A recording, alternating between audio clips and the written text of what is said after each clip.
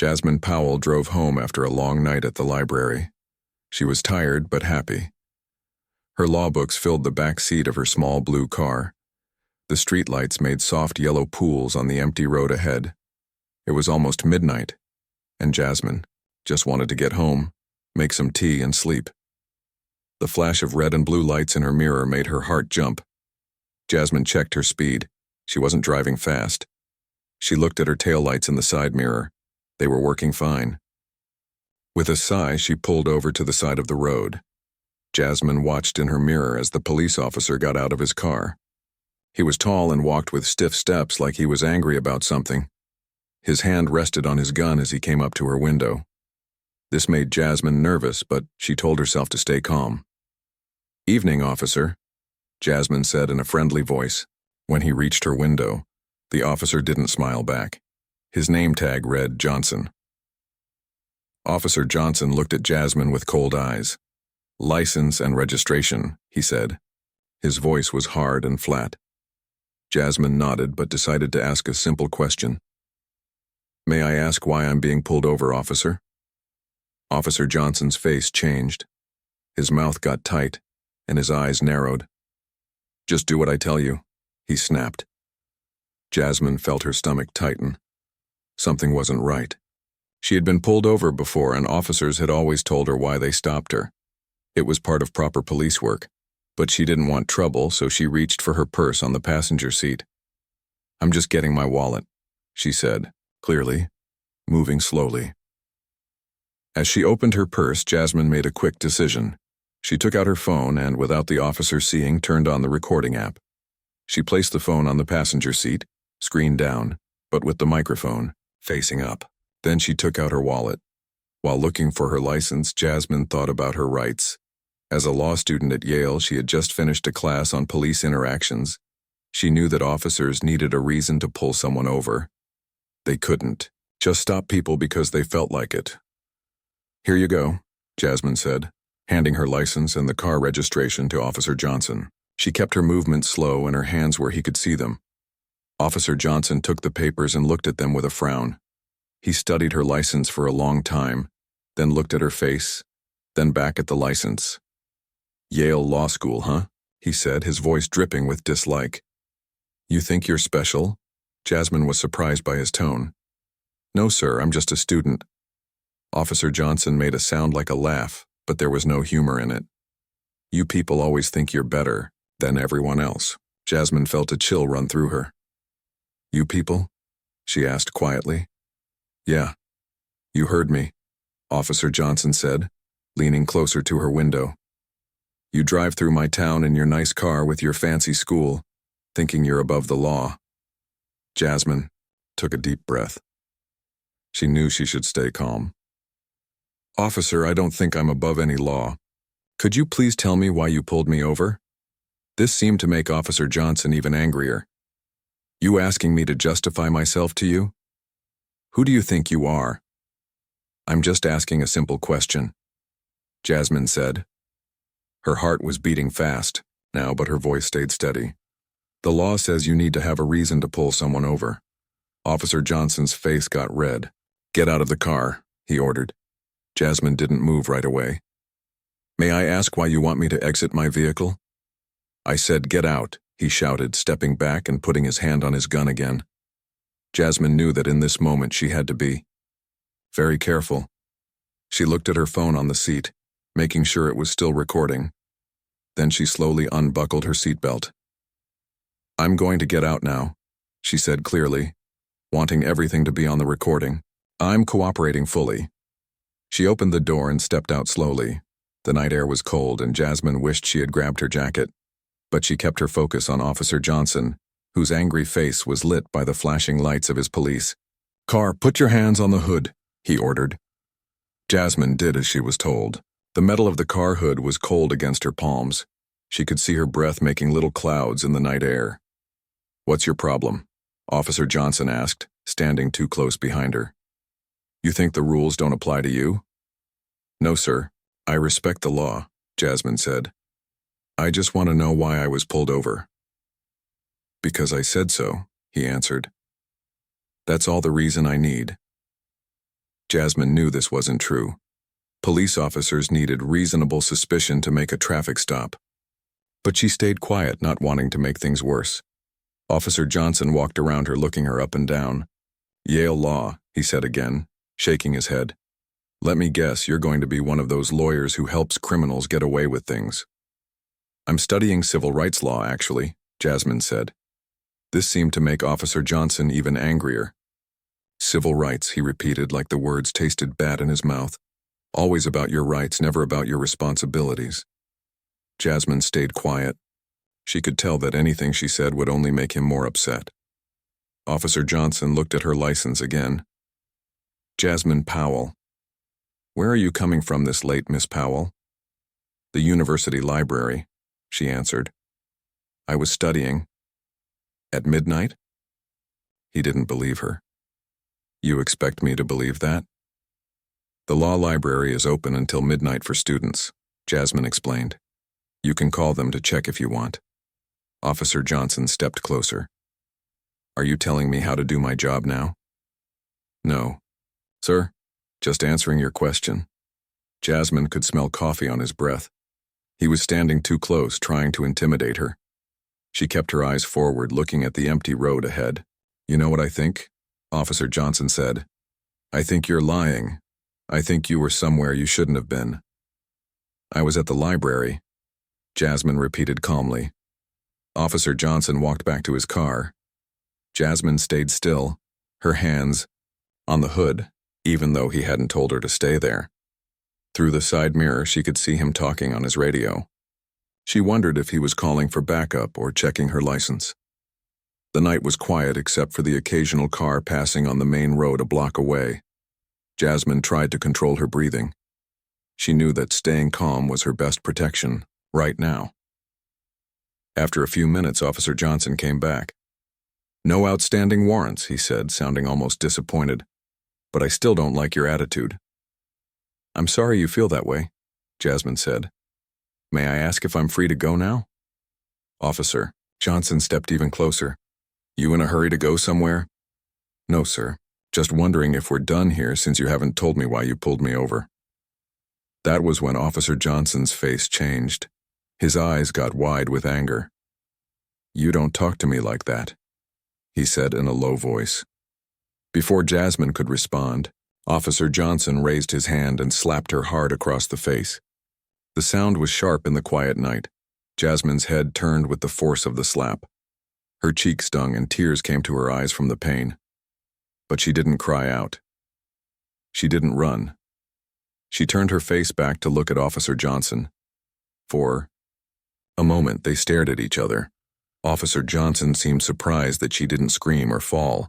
Jasmine's mind was racing, but her face stayed calm. She could feel her cheek getting hot where he had hit her.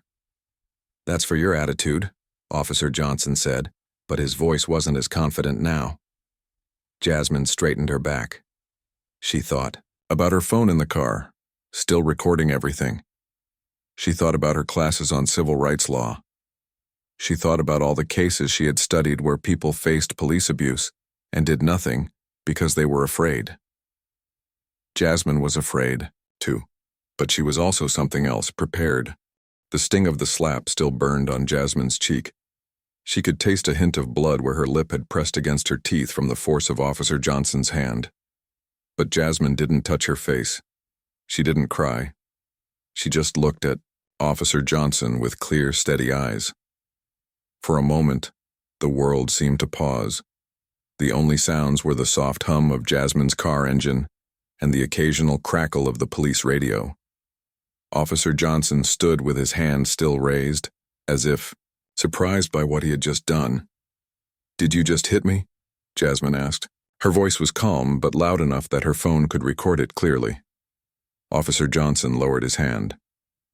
"You needed to learn some respect," he said, but his voice had lost some of its certainty. Jasmine took a deep breath. "My name is Jasmine Powell," she said clearly. "I am a law student at Yale University.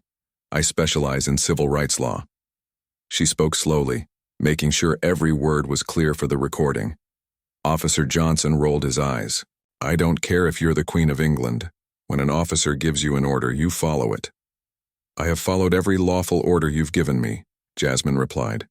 But you still haven't told me why you pulled me over. And now you've hit me. Do you know that's assault? Officer Johnson stepped closer, trying to use his height to scare her. Are you threatening me? Jasmine shook her head. No, I'm just stating facts. You hit me without cause. That's assault. It's against the law and it's against your department's rules. You don't know anything about my department, Officer Johnson snapped. I know that the Fairview Police Department has a policy against using physical force except when necessary, for safety or to stop someone from running away, Jasmine said. I was standing still with my hands on the car. I wasn't a threat to you. Officer Johnson's eyes widened a little. He hadn't expected her to know the name of his police department, which wasn't written anywhere on his uniform. You've been watching. Me? He asked, his voice rising. No, Jasmine said. I've been studying local police departments as part of my civil rights coursework. I know the policies of every department within 50 miles of Yale. This wasn't exactly true. Jasmine had only studied a few local departments for her class, but she had read the Fairview policy after her friend had a bad experience with them last year. She wanted Officer Johnson to think she knew more than she did. It seemed to work. Officer Johnson took a small step back. I'm going to give you a warning, he said, trying to sound in control again. Get back in your car and drive home. We'll forget this happened. Jasmine didn't move. Officer Johnson, I need to inform you of something important. My phone is in my car right now, recording this entire interaction. It has recorded you slapping me. It has recorded you making comments about you people. It has recorded you failing to state a reason for pulling me over. Officer Johnson's face changed. First, he looked shocked, then angry, then, for just a second, afraid. You can't record me without my permission, he said quickly. Actually, I can, Jasmine replied. In this state, only one person needs to know. A recording is happening. That person is me. This is called one-party consent, and it's been the law here since 1989. Officer Johnson looked at her car where her phone lay on the passenger seat. You're lying. You didn't have time to start recording. I started recording as soon as I pulled over, Jasmine said. This was another small lie. She had actually started recording while getting her license. But she wanted him to think the entire stop was on video. Officer Johnson's hand moved toward his belt. For a terrible moment, Jasmine thought he might be reaching for his gun. But instead, he grabbed his radio. I need backup at the corner of Maple and 5th, he said into the radio. Got a situation here. A woman's voice crackled back. Copy that. Officer Martinez is in the area. ETA 2 minutes. Jasmine felt a small sense of relief. Another officer meant another witness. It meant Officer Johnson probably wouldn't hit her again. While we wait, Jasmine said, I want to be very clear about what happens next. In exactly 4 minutes, your career as you know it will be over. Officer Johnson laughed, but it sounded hollow. Big talk from a girl who's still in school. Let me explain what's going to happen, Jasmine continued, ignoring his comment. When Officer Martinez arrives, I will ask to speak to your supervisor. I will file a formal complaint about this incident. I will provide the recording as evidence. She took a step toward her car. Officer Johnson didn't stop her. The recording will show that you pulled me over without stating a reason, which violates Terry v. Ohio, a Supreme Court case from 1968. It will show that you made comments that could be seen as racially motivated, and it will show that you physically assaulted me, which violates both the law and your department's use of force policy. Jasmine's voice grew stronger as she spoke. The fear she had felt earlier was still there, but now she had a plan. She knew what to do. After I file the complaint, an investigation will happen. Your body camera footage will be reviewed. If your camera is off, that's another violation of department policy. The dash cam from your police car will be reviewed. Witnesses may be called. Your previous record will be examined. Officer Johnson's face had gone pale. You think anyone's going to believe you over me? He asked, but his voice lacked conviction. I don't have to be believed, Jasmine said. The evidence will speak for itself. Just then, another police car pulled up. A female officer stepped out and walked toward them. Her name tag read, Martinez. "What's going on, Johnson?" Officer Martinez asked, looking back and forth between them. Before Officer Johnson could answer, Jasmine spoke. "Officer Martinez, I'd like to report an assault. Officer Johnson slapped me across the face during this traffic stop. I have the entire incident recorded on my phone." Officer Martinez looked surprised. "Is this true, Derek?" she asked, turning to Officer Johnson. "She's lying," Officer Johnson said quickly. "She was resisting and tried to hit me. I defended myself. I was standing with my hands on the hood of my car," Jasmine said calmly. "The recording will show that." Officer Martinez seemed unsure what to do. "Let me see this recording," she said. "Oh, of course," Jasmine replied. "But first I'd like to ask you to call your supervisor. I want to make a formal complaint." Officer Martinez hesitated, then nodded. "I'll call Sergeant Rivera, but I need to understand what happened here first." Jasmine walked to her car and picked up her phone. The recording was still going. She stopped it and found the beginning of the video. "Here," she said, holding the phone so both officers could see. "This shows the entire traffic stop." As the video played, they watched in silence. The recording clearly showed Officer Johnson approaching Jasmine's car. It captured his voice demanding her license without stating a reason for the stop. It recorded his comments about "you people" and his growing anger. And most importantly, it captured the unmistakable sound of a slap, and Officer Johnson saying, "That's for your attitude." Officer Martinez's face grew serious as she watched. When the video ended, she turned to Officer Johnson. "Derek, go wait in your car." "Kelly, you can't be serious," Officer Johnson protested. "She's twisting this whole thing." "Now, Derek," Officer Martinez said firmly. "I'm calling Sergeant Rivera." Officer Johnson looked like he wanted to argue more, but instead he turned and walked back to his police car, slamming the door when he got in. Officer Martinez turned to Jasmine. "Are you okay, miss? Do you need medical attention?" Jasmine touched her cheek, which was still red and sore. "I'll be all right, but I want to make sure this is handled properly." Officer Martinez nodded. "I'm going to call my supervisor now. He'll want to see that video." As Officer Martinez walked a few steps away to make the call, Jasmine checked the time on her phone. It had been exactly 2 minutes since Officer Johnson had slapped her. 2 more minutes, and her prediction would come true. His career as he knew it would be over. Jasmine leaned against her car and took a deep breath. Her heart was still racing, but she felt stronger now. She had stood up for herself. She had used her knowledge of the law to protect herself. And soon, she would make sure Officer Johnson couldn't do this to anyone else. Officer Martinez stood a few feet away, talking quietly into her radio. Jasmine could hear bits of the conversation, words like incident, recording, and supervisor. In his police car, Officer Johnson sat with an angry look on his face. He kept glancing at Jasmine through the windshield. The night had grown colder. Jasmine rubbed her arms to stay warm, wishing she could get her jacket from the back seat. But she didn't want to make any sudden moves. Not yet. Not until more people arrived. A few minutes later, another police car pulled up with its lights on but no siren. A tall man with gray hair stepped out. He wore a police uniform with 3 stripes on the sleeve and a badge that said, "Sergeant." This must be Sergeant Rivera, Jasmine thought. Officer Martinez walked over to meet him. They talked quietly for a moment, then both came over to Jasmine. "Miss Powell, I'm Sergeant Alan Rivera," the older officer said.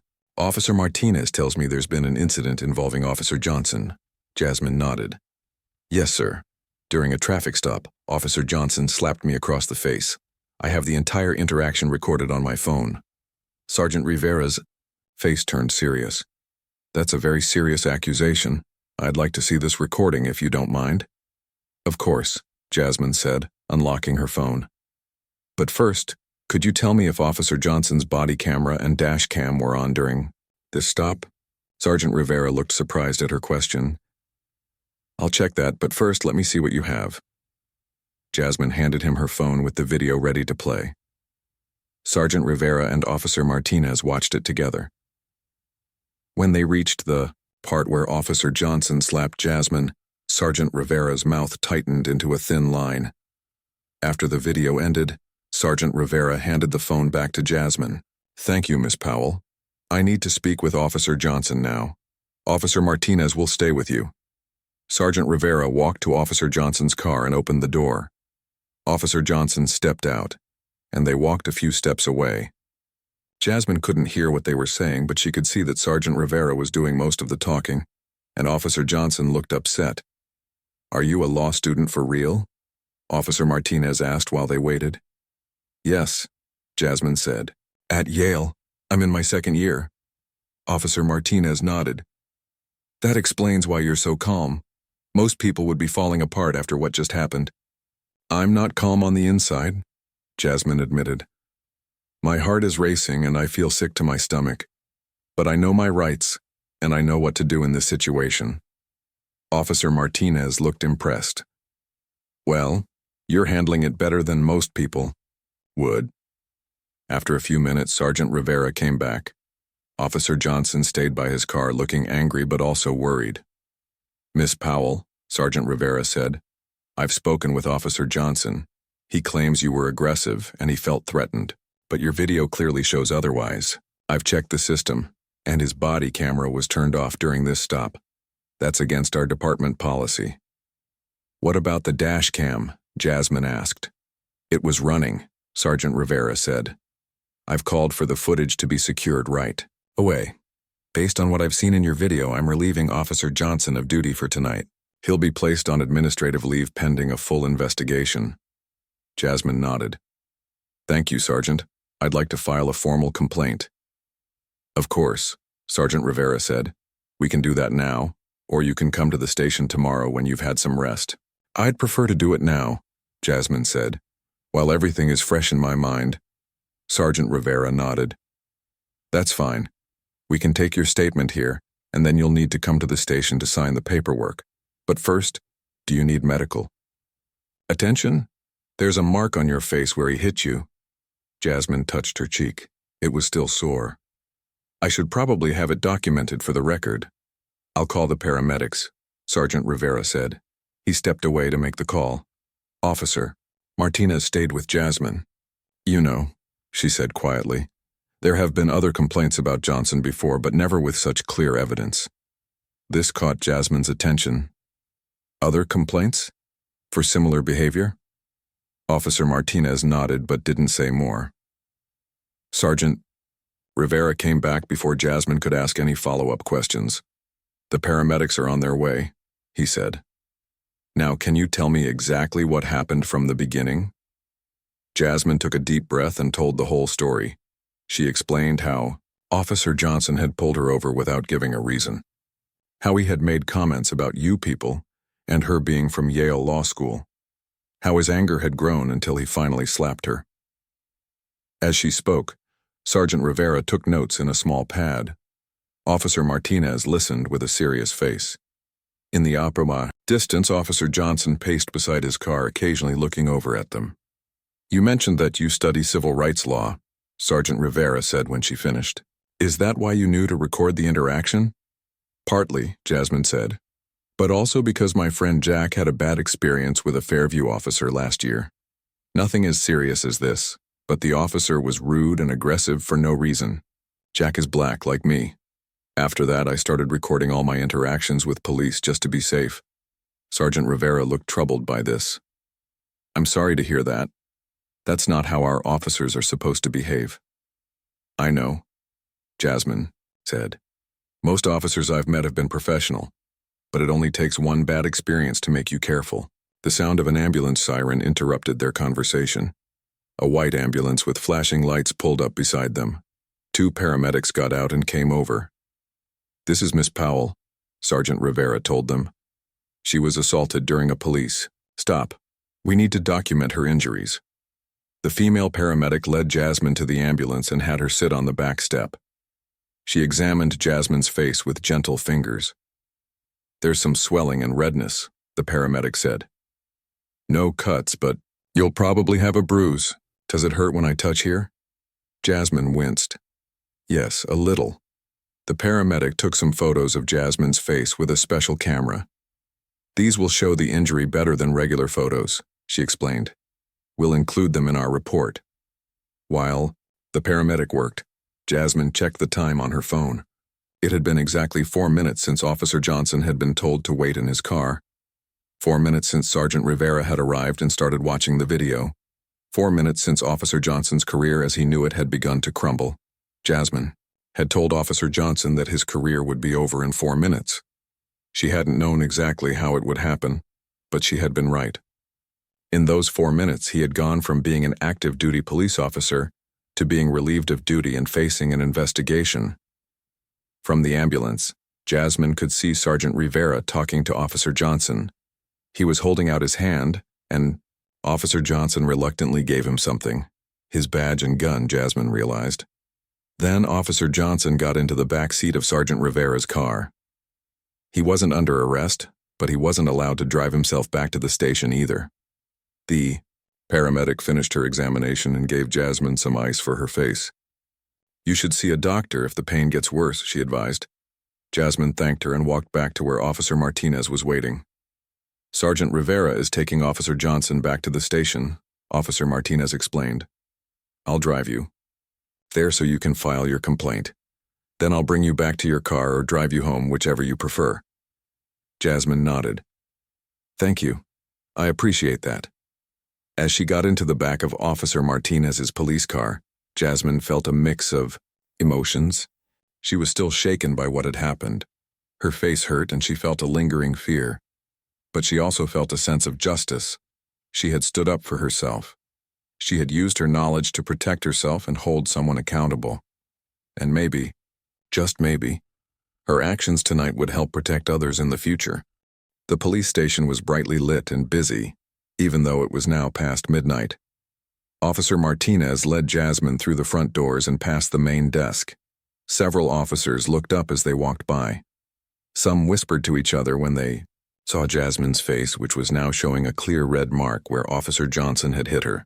"Right this way," Officer Martinez said, leading Jasmine to a small room with a table and a few chairs. "This is where we take statements. Can I get you some water or coffee?" "Water would be nice, thank you," Jasmine said. Her throat felt dry after all the talking she had done. Officer Martinez left and came back a minute later with a paper cup of water. "Sergeant Rivera will be here soon. He's just finishing up with Officer Johnson." Jasmine took a sip of water. "What happens now?" "With Officer Johnson, I mean. Well, he's been placed on administrative leave," Officer Martinez explained. "That means he's still getting paid but can't work while we investigate. Based on your video and statement, there will be a full internal affairs investigation. They'll review all the evidence, interview witnesses, and check Officer Johnson's past record." "And then what?" Jasmine asked. "If the investigation finds that he violated department policies or the law, he could face discipline. That might mean anything from a written warning to termination, depending on how serious the violations are." Jasmine nodded. She understood this process from her studies, but hearing it applied to her own case made it feel more real. The door opened, and Sergeant Rivera came in. He looked tired but professional. "Miss Powell, thank you for your patience. Are you ready to make your formal statement?" "Yes," Jasmine said, "and please call me Jasmine." Sergeant Rivera sat down across from her. He placed a recorder on the table and some forms. "This statement will be recorded, and I'll need you to fill out these forms when we're done. Is that okay?" Jasmine nodded. "Good," Sergeant Rivera said. He turned on the recorder and stated the date, time, and who was present in the room. Then he asked Jasmine to tell her story from the beginning. Jasmine took a deep breath and started to speak. She described how Officer Johnson had pulled her over without giving a reason, how he had made comments about you people and become angry when she asked why she was stopped. She described how he had ordered her out of the car, how he had stood too close to her, and finally how he had slapped her across the face. As she spoke, Sergeant Rivera took notes and occasionally asked questions to clarify details. He was thorough but respectful, never suggesting that Jasmine might be exaggerating or lying. When Jasmine finished, Sergeant Rivera had her go through some forms. One was a complaint form where she wrote down what had happened. Another was a form giving the police department permission to use her video as evidence, What about the dashcam footage? Jasmine asked as she signed the forms. I've already ordered it to be secured, Sergeant Rivera said. It will be part of the investigation. We'll also be looking into why Officer Johnson's body camera was turned off during the stop. Do you think he turned it off on purpose? Jasmine asked. Sergeant Rivera's face was serious. I can't speculate on that, but I can tell you that our policy is clear. Body cameras stay on during all interactions with the public. After Jasmine finished the paperwork, Sergeant Rivera stood up. Officer Martinez will take you home now. We have your contact information and will keep you updated on the investigation. Do you have any questions? Jasmine thought for a moment. Yes. You mentioned there would be an investigation. How long does that usually take? Typically a few weeks, Sergeant Rivera said. But in cases with clear video evidence like yours, it might be faster. And what should I do if Officer Johnson tries to contact me? Jasmine asked. This possibility had been worrying her. He won't, Sergeant Rivera said firmly. He's been ordered to have no contact with you.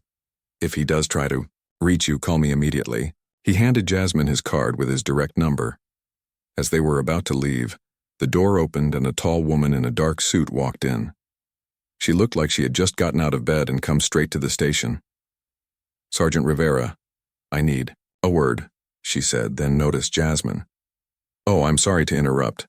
It's okay, Chief Bennett, Sergeant Rivera said. This is Jasmine Powell, the law student I called you about. Jasmine, this is Police Chief Lisa Bennett. Jasmine stood up to shake the chief's hand. She was surprised that the head of the police department had come in at this hour. Miss Powell, I'm very sorry about what happened tonight, Chief Bennett said. Her voice was sincere. I want you to know that we take this incident extremely seriously. Thank you, Jasmine said. I've just reviewed the video you recorded, Chief Bennett continued. I've also spoken with our legal team. I want to assure you that we will handle this promptly and transparently. Jasmine hadn't expected this level of response. She had thought she might have to fight to be taken seriously, but instead, the highest levels of the police department were already involved. I appreciate that, Jasmine said. I don't want to cause trouble. I just want to make sure this doesn't happen to anyone else. Chief Bennett nodded. That's exactly what we want too. Officers like Johnson damage not just the people they hurt, but the trust between police and the community. After a few more minutes of conversation, Officer Martinez drove Jasmine home. They didn't talk much during the drive. Jasmine was tired, and her face was beginning to ache more as the shock wore off. Here we are, Officer Martinez said, pulling up in front of Jasmine's apartment building. Do you need help getting inside? No, thank you. I'll be okay, Jasmine said. She got out of the car but turned back before closing the door. Officer Martinez, can I ask you something? Of course. You mentioned there had been other complaints about Officer Johnson before. What happened with those? Officer Martinez hesitated. I probably shouldn't have said that, but since I did, there were 3 complaints in the last 2 years. All from minority drivers, all claiming Johnson was aggressive or used inappropriate language, but none had evidence like yours. Without evidence, it was just their word against his. Jasmine nodded slowly. Thank you for telling me. Good night. Good night. Take care of yourself, Officer Martinez said. Inside her apartment, Jasmine took some pain medicine and put a fresh ice pack on her face. She was exhausted but knew she wouldn't be able to sleep right away. Her mind was still racing with everything that had happened. She sat down at her small desk and opened her laptop. She started to write down everything that had happened, every detail she could remember. This was partly to help her remember for the investigation, but also because she knew this experience would shape her future work as a lawyer. As she typed, Jasmine thought about Officer Johnson. She thought about the other people who had complained about him before, whose stories hadn't been believed because they didn't have video evidence. She thought about her friend Jack, who had been afraid to file a complaint after his bad experience. And she made a decision. This wasn't just about her getting justice for one incident. This was about changing a system that allowed someone like Officer Johnson to keep his badge despite multiple complaints. Jasmine opened a new document and began to write again. This time she was drafting an email to Professor Garcia, who taught her civil rights law class. She wanted to discuss using this case as part of her studies. Maybe she could even work with the local community to create a Know Your Rights workshop, teaching people how to safely document police interactions. By the time Jasmine finally went to bed, it was nearly 3 a.m. Her face hurt, and she was physically exhausted. But mentally, she felt stronger than she had before. What had started as a frightening traffic stop had turned into something else, a chance to create real change. As she drifted off to sleep, Jasmine thought about the 4 minutes that had changed everything. 4 minutes that had not only changed Officer Johnson's career, but might also have changed the direction of her own.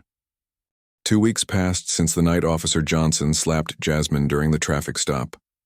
The bruise on her face had faded, but the memory remained clear. Jasmine had gone back to her classes at Yale, but her life had changed in ways she hadn't expected. The morning after the incident, Jasmine had sent the video to Professor Garcia, her civil rights law teacher. Professor Garcia was shocked by what she saw and asked Jasmine to talk about the experience in class. At first, Jasmine was unsure. She didn't want to become the center of attention. But then she thought about all the people who faced similar situations without having the knowledge to protect themselves.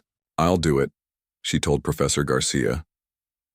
When Jasmine spoke to her class, the room was completely silent. She showed the video and explained how she had used her knowledge of the law to take control of the situation. After her presentation, many students came up to thank her. Some shared their own stories of bad experiences with police. "You should share this more widely," a classmate named Luis suggested. "People need to see this." At first, Jasmine wasn't sure. She was a private person who didn't like being in the spotlight. But after thinking it over, she decided Luis was right.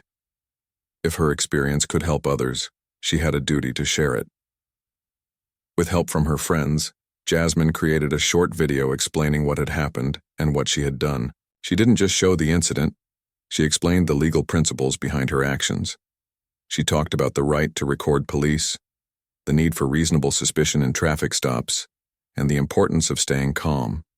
She posted the video online with the title, "Know Your Rights: How I Stood Up to Police Misconduct." Within days, it had been viewed thousands of times. News websites picked up the story. Local TV stations asked for interviews. Jasmine was careful about which interviews she accepted. She didn't want to be portrayed as anti-police. Her message was about accountability, not hatred. "Most police officers are good people doing a difficult job," she said during one interview. "But when an officer breaks the law, they must be held accountable just like anyone else." 3 weeks after the incident, Jasmine received a call from Sergeant Rivera. "Miss Powell, I wanted to update you on the investigation," he said. "The internal affairs team has finished their review. Officer Johnson has been terminated from the department." "Terminated?" Jasmine repeated. She had expected some kind of discipline, but not necessarily firing. "Yes," Sergeant Rivera said. "The investigation found that he violated multiple department policies. But there's more. After your video became public, 3 other people came forward with similar stories about Officer Johnson. 2 of them had made complaints before, but without evidence, the complaints didn't go anywhere. The 3rd person never reported their experience because they didn't think they would be believed." Jasmine sat down, taking in this information. "So it wasn't just me," she said quietly. "No, it wasn't," Sergeant Rivera confirmed. "Thanks to your video, these other cases are being reviewed now. The department is also reviewing our complaint process to make it more accessible and fair." After that call, Jasmine felt a mix of emotions. She was glad that Officer Johnson could no longer abuse his power, but sad that it had taken so long and hurt so many people before something was done. The next day, Jasmine received another surprising call. This time it was from Chief Bennett. "Miss Powell, I'm calling to ask for your help," the chief said. "We're revising our training program for new officers and we'd like your input. Would you be willing to work with us as a consultant?" Jasmine was shocked. "Me? But I'm still a student. Yes, but you have a unique perspective, Chief Bennett explained. You understand the law, and you've experienced police misconduct firsthand. That combination is valuable. We want our officers to understand how their actions affect real people. After thinking about it, Jasmine agreed. Over the next few months, she worked with the police department to develop new training materials. She helped create scenarios based on real experiences and taught officers about the legal and emotional impact of their actions. One day, while Jasmine was at the police academy giving a presentation, she noticed Officer Martinez in the audience. After the talk, Officer Martinez came up to speak with her. "That was really powerful," Officer Martinez said. "I've been thinking a lot about that night and how differently things might have gone if you hadn't recorded it." "Me too," Jasmine admitted. "I wanted you to know that I've started a support group for female officers," Officer Martinez said. "We talk about how to handle situations when we see a fellow officer doing something wrong. Your story has been a big part of our discussions." This made Jasmine smile. The changes were spreading beyond just one bad officer. 6 months after the incident, Jasmine was invited to speak at a community forum about police-community relations. The auditorium was packed with people, community members, police officers, local officials, and students. As Jasmine walked to the podium, she saw many familiar faces.